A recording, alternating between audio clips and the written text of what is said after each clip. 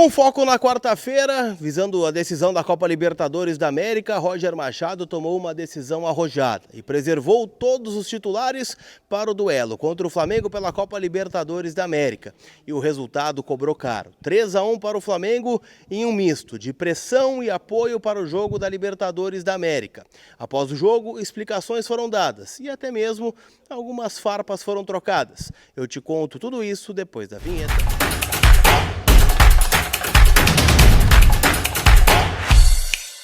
Tudo bem, gente? Vamos trocar uma ideia então, afinal, né? O Internacional perdeu para o Flamengo, mais uma derrota dentro de casa, dentro do Campeonato Brasileiro. Campanha medíocre, né, do Inter dentro da competição nacional, não consegue engrenar e pior do que isso, né? Mais uma derrota forte dentro de casa.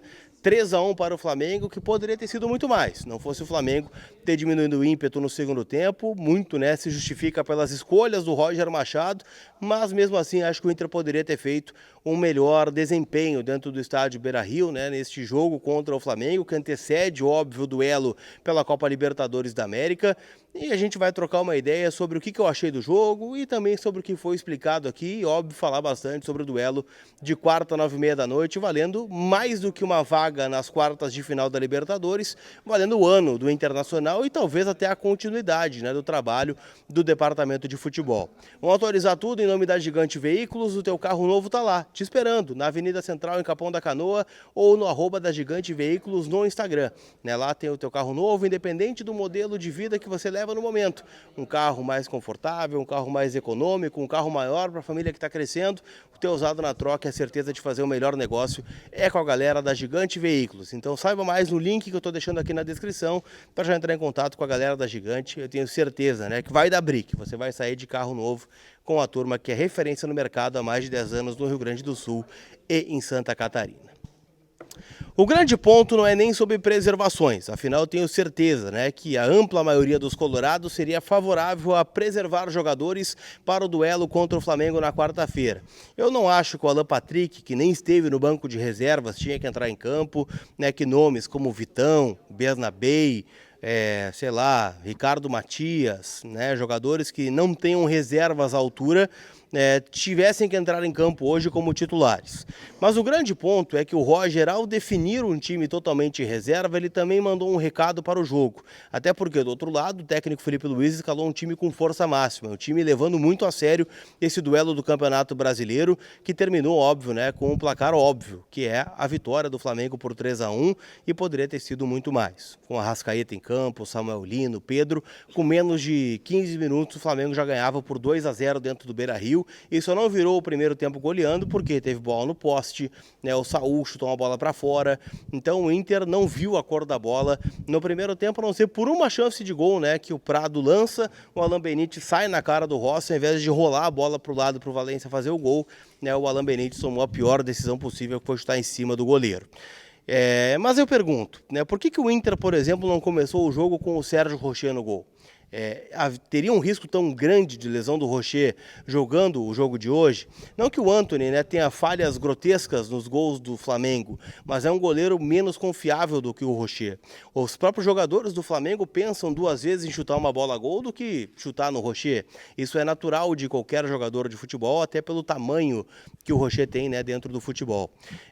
Porque o Inter, por exemplo, quando tomou o terceiro gol marcado pelo Gonzalo Plata, colocou jogadores titulares habituais do time do Roger Machado, como Bernabei, como propriamente, né, o próprio Thiago Maia, o Wesley, foram 5 titulares ao total que entraram no segundo tempo. Não seria melhor começar com esses jogadores para que eles não se desgastassem correndo atrás da bola, correndo atrás do Flamengo, que em dado momento do jogo passou a tocar a bola, né, como se fosse um bobinho, um rondo, e o Inter correndo atrás e se desgastando mais fisicamente?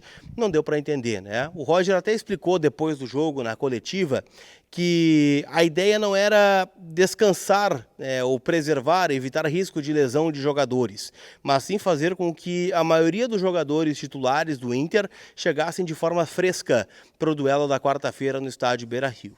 E que, segundo ele, né, essa estratégia foi acertada, visto que todos estavam bem no vestiário e que conseguiriam estar capazes de iniciar o jogo na quarta-feira com o melhor ritmo e condicionamento possível.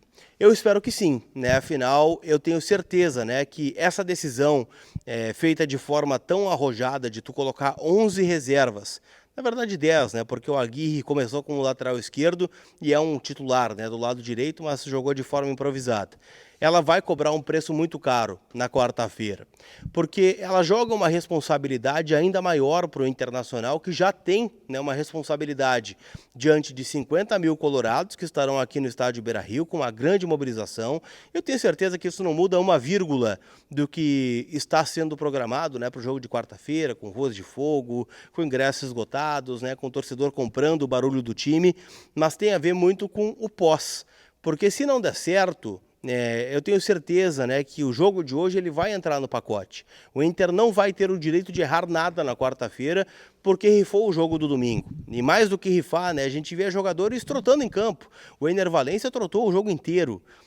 Se eu posso pegar aqui na cabeça, lembro aqui de uma partida horrorosa do Richard, né, que fez um jogo que não justifica, por exemplo, a escalação dele à frente do Luiz Otávio, né, como primeiro volante. Se era para colocar um time reserva, por que não colocou, por exemplo, o garoto Pablo na lateral esquerda? Que colocou um lateral de origem ali no setor, o que é um erro do departamento de futebol, deixar, né, um dos principais jogadores do time, que teria de ser preservado em algum momento, sem reserva. Né? Onde está o reserva do Bernabéu? O Inter pagou 9 milhões de reais para o hoje reserva do Bernabéu estar no Vitória da Bahia. Né? O quanto isso pesa num momento de planejamento como esse. Por que o Inter jogou sem meio campo contra o Flamengo e tinha um meio armador sentado no banco de reservas, que o Inter fez um esforço para trazer no último dia da janela, um jogador que já estava livre e que não consegue jogar? Por onde anda o Iago Noal, por exemplo? Então, sim, são muitas perguntas que a gente tem nesse momento em relação à postura do Inter e algumas escolhas do técnico Roger Machado, que entra, assim, em xeque o trabalho para uma continuidade, dependendo do que acontecer na quarta-feira. Porque o clima já é de pressão, a gente viu alguns torcedores aqui no edifício garagem do estádio Beira-Rio após o jogo, cobrando alguns jogadores. Então é claro que uma classificação na quarta-feira ameniza tudo, né? Justifica tudo. O resultado ele é soberano no futebol. Mas se não acontecer, vai entrar no pacote a eliminação na Copa do Brasil para o Fluminense de forma precoce, perdendo o jogo em casa, inclusive, né, com coisas de extracampo, né, naquela pacotão, né, aquele pacote do Léo Dias, né, que foi uma repercussão imensa na data, perdendo em casa, então isso abalou o vestiário de alguma forma. A eliminação no Rio de Janeiro com erro infantil e juvenil do Ronaldo, né, a forma como o Alan Patrick bateu aquele pênalti que depois voltou ele e converteu, o Inter com pouquíssimas chances de gol no Maracanã, o Inter que teve menos de 20% de posse de bola no primeiro tempo contra o Flamengo no jogo de ida da decisão. Então tudo vai entrar no pacote, e inclusive a péssima campanha do Inter no Campeonato Brasileiro, perdendo jogos em casa para Flamengo, perdendo jogos em casa para times inferiores ao Inter, né, como o próprio Fluminense aqui no Beira-Rio, perdeu aí para o São Paulo, empatou com o Vasco, né, e hoje amarga aí uma 12ª, 13ª colocação do Campeonato Brasileiro. É muito pouco, né, para um orçamento que o Inter tem e para os planos que o Inter fez durante o ano. Então, o ano pode sim terminar na quarta-feira. Porém, né, a torcida está comprando junto e acho que esse pode ser um grande diferencial do Inter aí para classificar na Libertadores. Inclusive, né, após o apito final, a torcida cantou muito alto, né? Aquela coisa do seremos campeões, de que quarta-feira é guerra. Então, tenho convicção, né? Como eu disse, que o torcedor vai comprar junto. Isso foi questionado, inclusive, para o Roger, que não gostou da pergunta, né? Dizendo que entende que o torcedor está apoiando pelo amor ao clube e não como uma forma de pressão, né, para os resultados acontecerem. Mas eu já acho, né, que a partir do momento que tu canta que quarta-feira é guerra, também está atrelado, né, ao fato de tu perder uma guerra, a repercussão que isso pode gerar. Então que o Inter tenha a sabedoria para saber lidar com esse momento de pressão, porque ele vai ser forte até quarta-feira e a gente torce, né, para que a gente esteja aqui na quarta-feira, depois do jogo, celebrando a classificação às quartas de final da Libertadores, mesmo, né, que pouca coisa indique no momento que a gente tenha condições de fazer frente ao Flamengo. Mas é futebol e um gol separa o Inter do Flamengo na decisão, né, de 180 minutos. Tá bem, gente? Esse conteúdo teve apoio da KTO, marchei na KTO, né? Ninguém mandou acreditar na vitória do Inter. Mas hoje ainda tem um jogo fechando a rodada, né? Cruzeiro e Mirassol jogam lá em São Paulo e você pode palpitar nessa partida, kto.bet.br. Lembrando, né, que você está convidado a fazer parte da Liga do Milhão, a KTO que é uma casa para maiores de 18 anos, então jogue com responsabilidade. Tá certo? Aquele abraço, turma. A gente se vê. Fui!